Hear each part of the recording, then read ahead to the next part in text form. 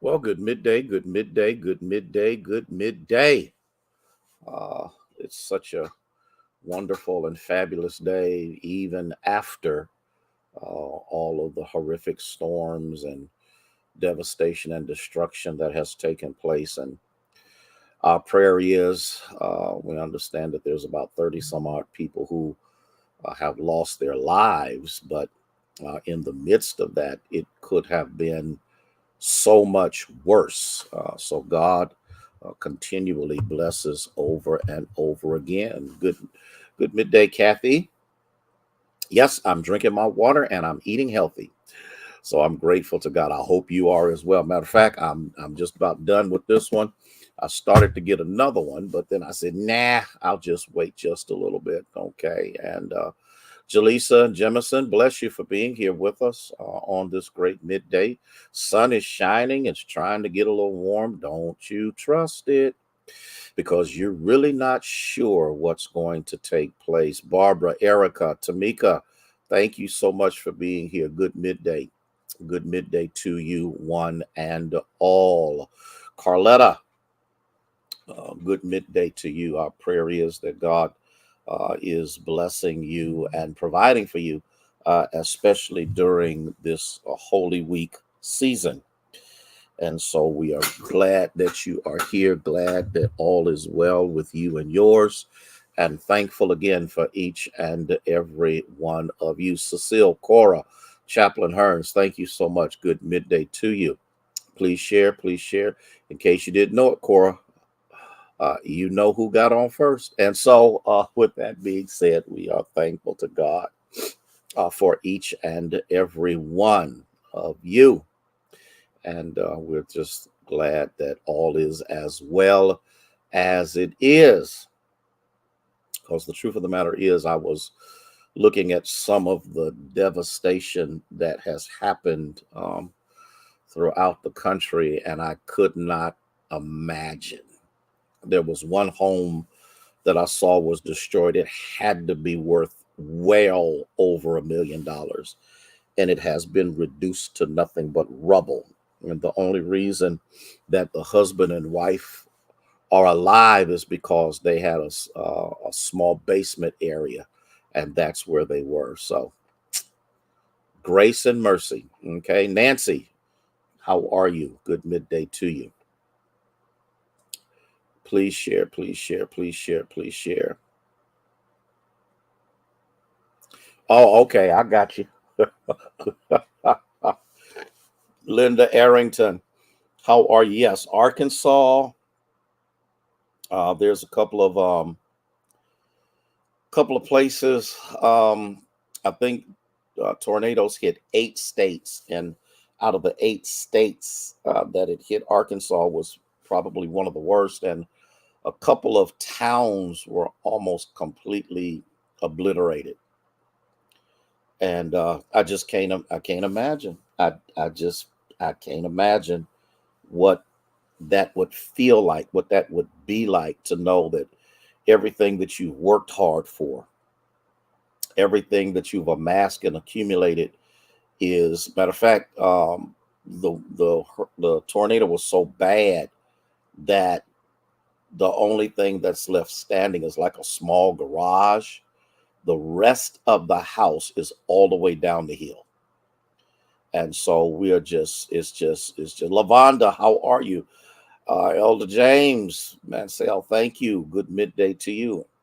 And so we definitely need to keep these. Yeah, there's people are still missing. And here's the crazy thing about this.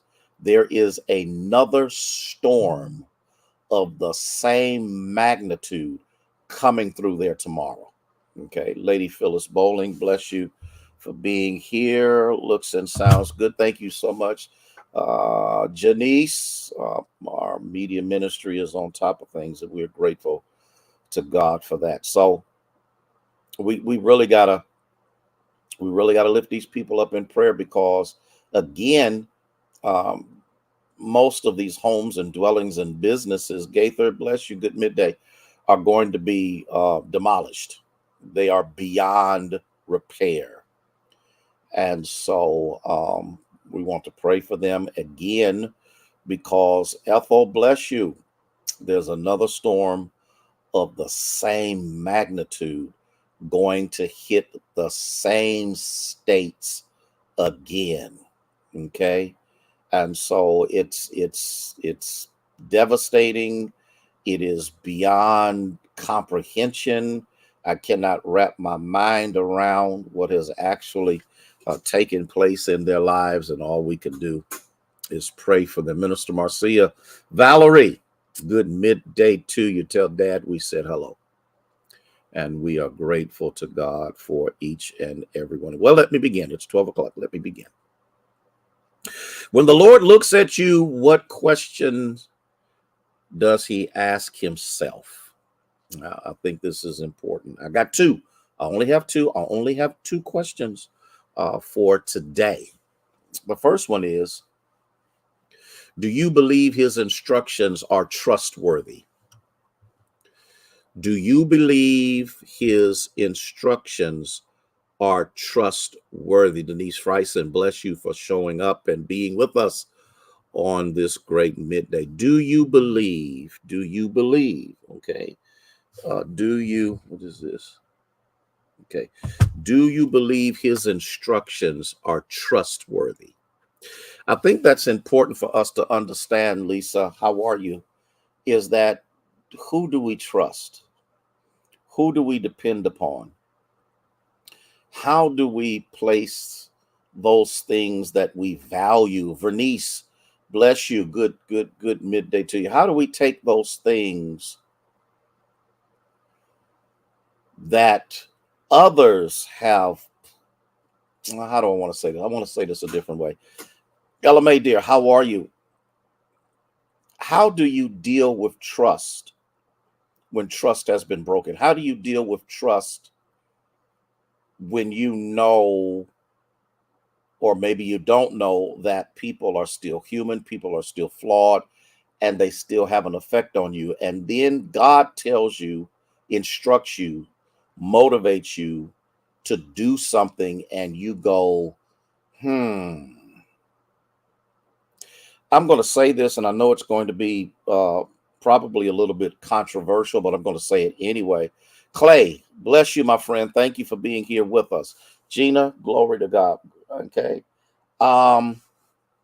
Yeah, early voting begins tomorrow. Got to make sure you got your IDs. Gladys, bless you for being here. Okay. Think about this, and I'm gonna see if we have a few honest people out here, because I've been in this boat. How do you trust God when there may have been a moment in your life, in your walk, and in your experience with him that he seemed to fail you? Debbie Johnson, thank you for being here. Mary, bless you, dear. I want us to really think about this, because Timothy, bless you. Listen. And I know that probably contradicts every shout, every thing of faith, but has there not been a moment in your life? Yes, it's a struggle. Has there not been a moment in your life when you felt God failed you? Where you felt that the solution was not the one you wanted? The results did not come out the way you desired. Woo, boy. I want us to think about that, because every single one of us, if we are honest, have had a moment when you and the Lord were at odds with each other. Okay? Okay? Uh, and that's it. That's it, Valerie. Because he did not do it our way. He did not heal the loved one. He did not allow you. Misty, thank you for being here. He did not keep what you thought should have been kept. He did not provide the way you think he should have. He did not show up in the manifestation you even prayed for. Oh, oh, oh, oh. Yeah. It's extremely painful. I mean, even for myself, with the losses that I had in my younger years, and at that particular time, I didn't know him like I know him now. I did not understand the perfect will, the permissive will. I did not understand that all things work together for good to them that love God and are the call according to his purpose, because the only thing I did was go to church. And when God didn't perform like I heard everybody else testify about, oh, he's a way maker, oh, he's able, he's a bridge over troubled water, he's a doctor in a sick room, lawyer in the courtroom, he's blah blah blah blah blah blah. But it didn't work out. And when it doesn't work out, and then God comes back around, sometimes he does it even before we are healed from the last situation, and allows in his permissive will something else to take place. So, do we really believe this is his instructions are trustworthy? I'm going to look at something. I'm going to look at something, and I'm going to see if we can find the solution. Matthew chapter 14, starting at the 13th verse. Oh, sorry. Matthew 14, starting at the 22nd verse. I am so sorry. Matthew 14:22. I was looking at the backdrop. Yes, come on. No, Cora. I need us to deal with the reality of God giving instructions, but the last set of instructions or beliefs or requests did not manifest the way we thought they should. Look at what it says. Immediately, Jesus made his disciples get into the boat to go before him to the other side while he sent the multitudes away. Okay. And that's what we got to deal with. And when he had sent the multitude away, he went up into the mountain by himself to pray. And when the evening had come, he was alone there, but the boat was now in the middle of the sea, tossed by the waves, for the wind was contrary. Barbara, good to have you with us. I want to talk about this, because I don't believe many of us have really examined this text for its full understanding. The Bible says that immediately after the probably 20,000 plus had been fed by a couple of loaves of bread and a few fish, immediately Jesus moves his disciples to get in the boat and to go out before him. Now, you got to remember something. It's broad daylight. It had gotten late, but the sun had not gone down yet. And so even in the midst of the lateness and the sun beginning to set, Jesus sends the multitude away. And then after he has done so, Daryl Jones, my friend, thank you so much for being with us on Sunday morning. My prayer is that God met you at the point of your need, and that the worship experience was one that I pray you never forget. We was a little out of control, but we kind of be like that every Sunday. Okay. Thank you for being there. And so he sends them away. Now it has gotten dark. Now remember this. Remember this. Jesus has sent the boys in the boat before he sends the crowd away. So there's enough daylight taking place, and Jesus goes up into the mountain to pray. Okay. I want you to see this because now it's dark. The evening has come. He's in the mountain by himself. Because see, every now and then you need to become your own prayer partner. Oh, bless his holy name. I wish I had somebody that caught what I said. Every now and then you need to become your own prayer partner. You ought to be able to steal away from the noise. You got to remember, out of all that Jesus does, he's God, but he's the God man, which means what? He's still human. So in the midst of this, he understood that in order for him to be able to do what his father has commissioned him to do, there must be those times of rejuvenation, energizing, and you gotta remember, because see, you can't always be what God would have you to be in the crowd. For sometimes you need to steal away. Sometimes you need to get to yourself so that, okay, Catherine, I want to know anybody catching this. You got to get away because you need to have a resurgence of the presence of God in your life because the challenges of the next day are yet to come. Lord, have mercy. So in the midst of this, he goes to pray. It's nighttime. The evening has come. He was by himself, but there's an issue. There's a problem. The boys didn't have any problem getting in the boat.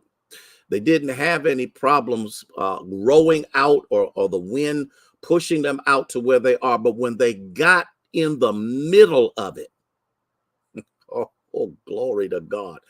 That's when the wind became contrary. Now, I'm going to say something to you, and I want us to catch this. I want us to catch this if you don't catch anything else, because I think this is relevant, and I think it's one of the most powerful points that you can pull from this passage is the fact that the enemy may not strike in the beginning, but he knows how to show up when you can see the shore, but can't get to the shore. Rhonda, I'm about to shout already, and I just got started. Think about this. I want you to think about this. At the beginning of them getting in the boat, the shoreline was not evident. But when they got to the middle, Victor, how you doing, my friend? When they got to the middle where the destination could be seen, the wind pushed back against them, because there's nothing more disheartening than to see your goal and can't get to it. There's nothing more exhausting than to see what God has in store for you, and something comes along to push back against it to try to keep you from getting there. And no matter how much they rowed, no matter how much they tried, they put the mast down, they did what they needed to do in order for them to be able to fight the wind, but the wind was fighting harder than they could ever fight. I don't know about anybody else, but I'm just wondering, do I have at least 5 people here that understand that when God tells you something, and in the midst of him telling you something, he gives you the direction, he gives you the directives, he gives you what you need in order for it to come to pass. And as you are on your way to it, something happens. When you are on your way to it, something pushes back. When you are on your way to it, you can see that the victory is right there. You can see that the breakthrough is right there. You can see that God is able to do above and beyond. It's right in your sight, but you just can't get to it. The reason you can't get to it yet is because the enemy wants to exhaust you. The enemy wants to deplete you. And the enemy wants you to question what God has said. Look, think about this. Think about this for just a moment. Think about this. The Lord told us to go out here and we can't get no further. We sitting up here, been out of shape, toe up, don't know what to do. And they forgot that not too long ago he was on the boat, and they woke him up and said, do you care that we perish? He says, peace be still. Everything worked out. So here comes the next test. And in the midst of that, what's happening? No, Dickie. What's happening? They're in the middle of the sea. They are tossed by the waves, and the wind is contrary, which means it's not going to permit them to move forward. It's not going to permit them to progress. And you got to remember, and I say this all the time, delay is not denial. You got to remember that if God says he's going to do something, he will do it. So here's the next question. Do you believe he can reach you no matter where you are? Do you believe he can reach you no matter where you are? Do you believe that he can do it? And so in the midst of this, you got to look at the text. I got about 3 minutes and I'm gonna let y'all go because I'm trying to get back in line with what the snapshot is supposed to be. And so we see quite clearly that the boat is being tossed. They're in trouble. And then around the fourth watch of the night, which is the darkest time of the night, I think it's around about 4 a.m., Jesus went to them. At your darkest moment, at your most depleted time, when depression is trying to knock on your door, take a seat, go to the refrigerator in the kitchen, make a sandwich, and get them some Kool-Aid, because guess what? I think we got you now. That's when the Lord shows up. You got to look at this. You got to look at this. You got to look at the text. You got to look at the text. He comes walking out on the sea. Now listen to this. Listen to this.